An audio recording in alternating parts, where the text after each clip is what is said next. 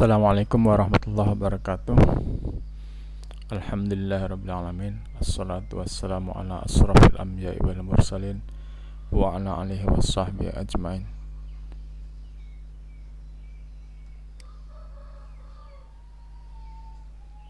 Bismillahirrahmanirrahim. Rabbi shrah li sadri wa yassir li amri wahlul 'uqdatam min lisani yafqahu qawli. Amma ba'du. Rekan-rekan mahasiswa yang dirahmati Allah, alhamdulillah saya bisa memberikan materi tentang analisa sumber dan penggunaan modal kerja. Mudah-mudahan materi ini bisa memberikan manfaat pada kita. Saya akan mulai dengan pentingnya modal kerja dalam perusahaan ya. Jadi modal kerja itu sering diartikan secara umum adalah aktiva lancar ya. Jadi dalam neraca modal kerja itu biasanya secara umum itu biasanya sering dipahami sebagai aktiva lancar dalam bentuk kas, piutang maupun persediaan. Nah, inilah modal kerja dalam arti umum. Namun pengertian modal kerja sendiri itu biasanya ada tiga pengertian. Secara teoritis ada konsep modal kerja secara kuantitatif, kualitatif, dan fungsional. Nah, untuk memudahkannya, jadi begini. Jadi secara kuantitatif itu biasanya modal kerja itu diartikan sebagai kebutuhan dana untuk mencukupi operasional perusahaan secara rutin ya. Misalnya untuk membeli bahan baku ya, kalau perusahaan dagang untuk kulaan barang dagangan. Nah, kalau perusahaan industri ya untuk membeli bahan baku. Misalnya kalau di Jepara itu perusahaan mebel, nah itu biasanya modal kerja itu kebutuhan yang paling banyak itu untuk membeli kayu misalnya, untuk membeli bahan baku, terus untuk menggaji karyawan, untuk membeli bahan-bahan pendukung, misalnya paku, misalnya lem, dan sebagainya. Nah, untuk membeli bensin untuk mesin, dan sebagainya. Itu kebutuhan modal kerja dalam konsep kuantitatif. Jadi konsep ini mengartikan modal kerja itu sebagai gross working capital. Jadi modal kerja kotor ya. Jadi maka dalam konsep ini modal kerja itu adalah total aktiva lancar. Nah, ini dalam konsep kuantitatif. Kalau kualitatif gimana? Konsep kualitatif, modal kerja itu dipahami sebagai kualitas dari modal kerja yang dimiliki oleh perusahaan. Nah, maka rumusnya modal kerja dalam konsep kualitatif itu rumusnya adalah total aktiva lancar dikurangi dengan hutang lancar gitu. Misalnya gini, perusahaan punya aktiva lancar misalnya kasnya 10 juta misalnya, terus persediaannya 50 juta, berarti kan 60 juta, terus piutangnya misalnya 50 juta, berarti 110 juta. Jadi aktiva lancarnya 110 juta. Tapi perusahaan itu punya utang, misalnya utang di satu bank misalnya. Hutang lancar sebesar 100 juta. Nah, maka dalam konsep ini, konsep kualitatif, perusahaan itu hanya punya modal kerja sebesar 10 juta secara kualitatif. Kenapa? Karena aktiva lancarnya totalnya 110 juta, hutang lancarnya sebesar 100 juta. Jadi contohnya misalnya yang perusahaan seperti itu, dia hanya mempunyai modal kerja hanya 10 juta. Kenapa? Karena dipahami modal kerja sebagai konsep yang kualitatif. Nah, maka konsep kualitatif itu menitik beratkan pada kualitas dari modal kerja itu. Nah, maka kualitas modal kerja itu diukur dari jumlah aktiva lancar dikurangi dengan hutang lancar. Nah, ini makanya modal kerja dalam konsep kualitatif ini berbeda dengan yang kita pahami dari konsep kuantitatif tadi. Kalau kuantitatif total modal kerja, total aktiva lancar. Kalau kualitatif aktiva lancar itu harus dikurangi hutang lancar, baru itu disebut sebagai modal kerja yang berkualitas. Nah, ini. Nah, kalau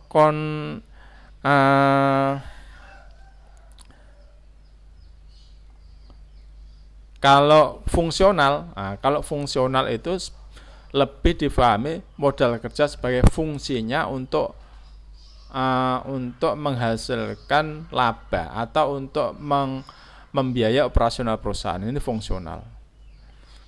Nah, ini contoh tadi yang kita definisikan tadi, yang kita jelaskan tadi.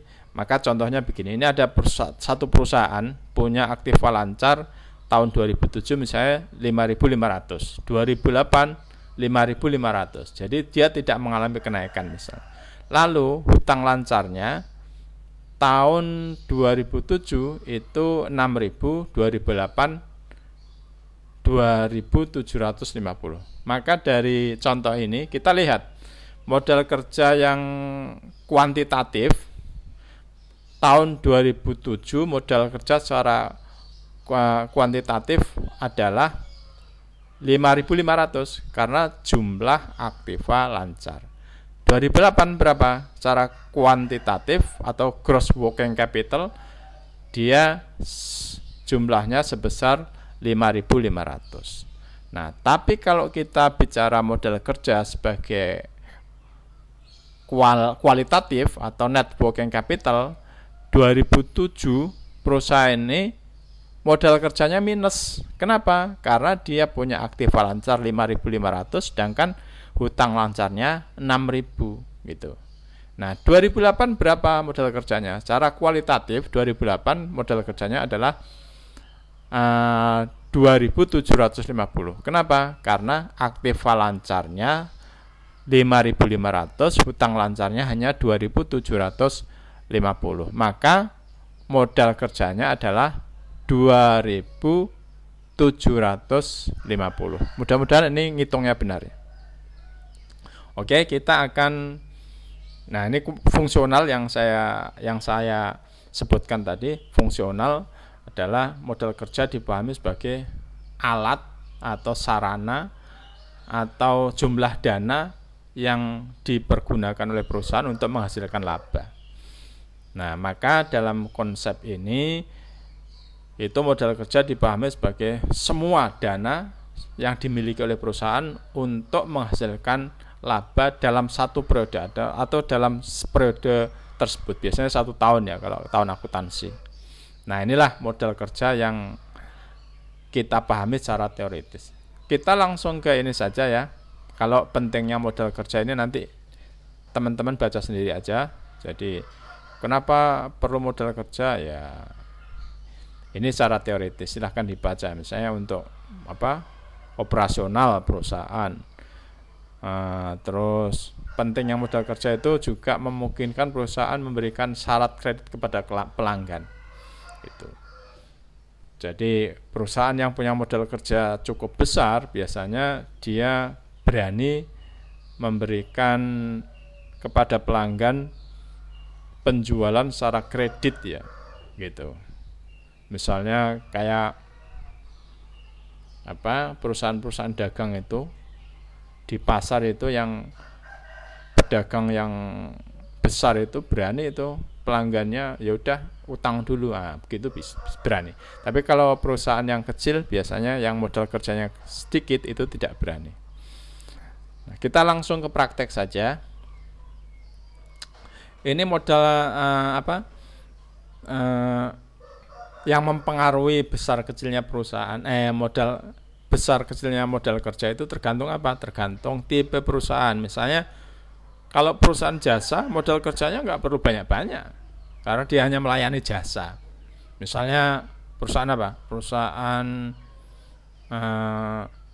Perusahaan jasa misalnya apa? Perusahaan penerbangan. Penerbangan itu yang dimiliki yang besar itu justru aktiva tetap. Nah, gitu. Modal kerjanya nggak perlu besar-besar. Dia hanya perlu gaji karyawan untuk operasional harian saja gitu. Tapi harga pesawatnya itu bisa triliunan itu. Nah, ini perusahaan jasa. Perusahaan jasa lainnya misalnya apa? Perusahaan yang jual tiket. Nah, itu malah nggak perlu modal kerja. Dia hanya perlu lokasi aja. Nah, terus misalnya apa? Apalagi sifat yang mempengaruhi besar kecilnya modal kerja? Proses produksi, perolehan bahan, pembelian bahan, penjualan barang, syaratnya seperti apa, dan tingkat perputaran persediaan.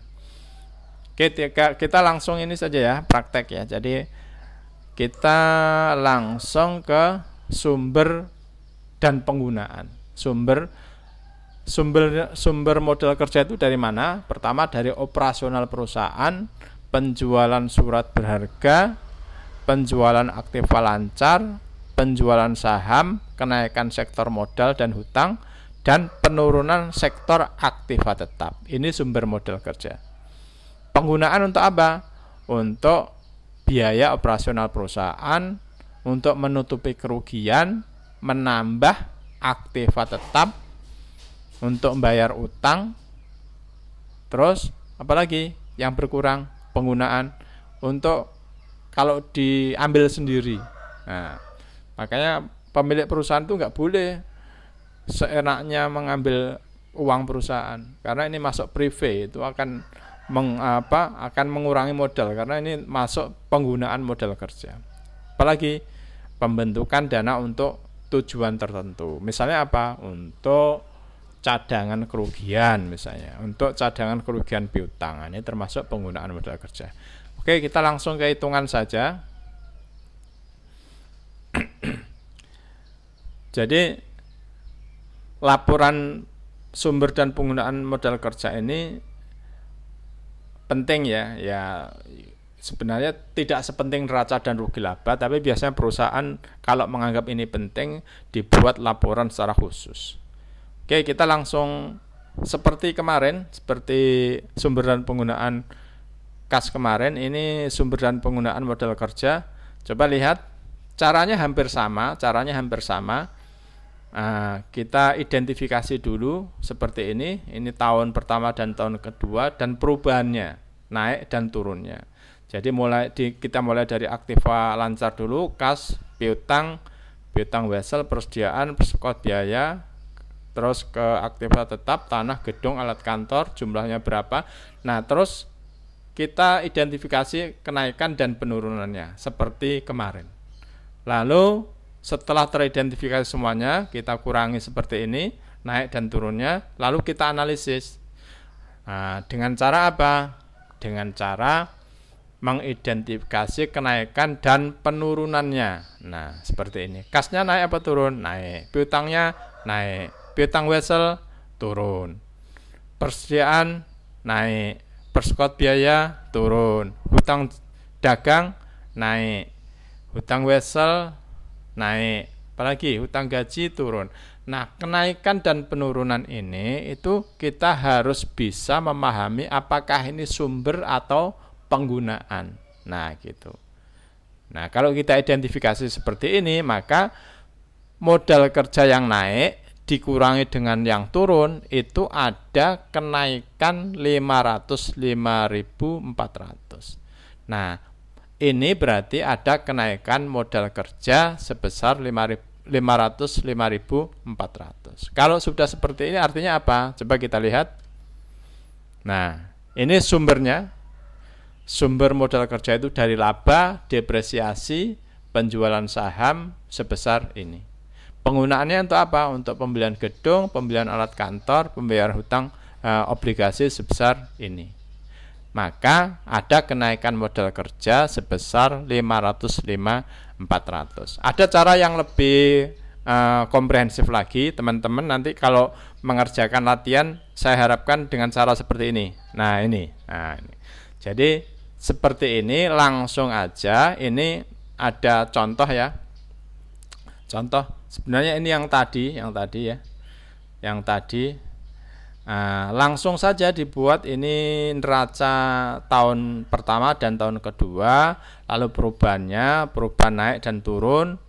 Nah, ini debit dan kredit, terus kita identifikasi sumber atau penggunaan.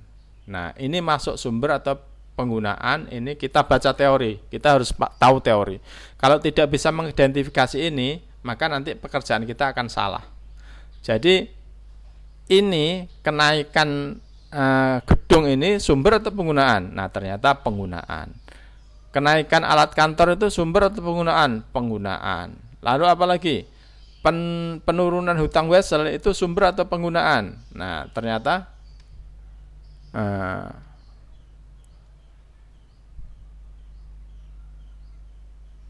ini ya, modal kerja yang turun seperti ini. Nanti kita identifikasi seperti ini. Ini sumber dan penggunaan, naik dan turun. Lalu kita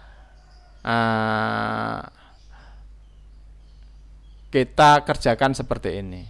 Lalu ada kenaikan modal kerja sebesar 505 dari sumber dan penggunaan seperti ini. Nah, oke. Nanti teman-teman langsung aja mengerjakan latihan dengan cara seperti ini. Ini akan lebih mudah ya. Akan lebih mudah. Silahkan, ini ada latihan, dikerjakan dengan cara komprehensif seperti ini supaya lebih mudah. Nah, saya harap nanti teman-teman benar-benar mengerjakan. Saya tidak akan membebani ini sebagai tugas ya, nanti di Paidu apa-apa tugas. Nah, daripada begitu, ya udah dikerjakan saja dengan kesadarannya sendiri. Oke. Lalu ini cara pemenuhan modal kerja, tapi ini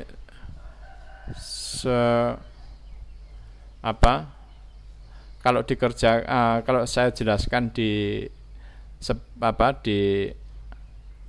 sarana seperti ini kelihatannya akan sulit dipahami, tapi sebenarnya kalau kita baca buku akan bisa.